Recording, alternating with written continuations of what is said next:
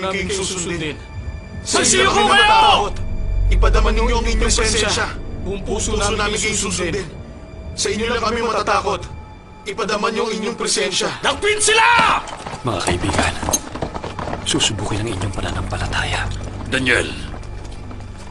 Okay. Anong ginagawa nila?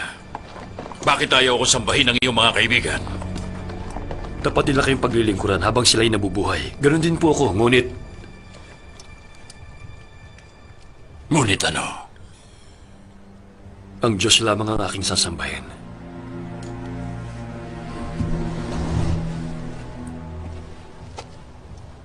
Yuyukod sila sa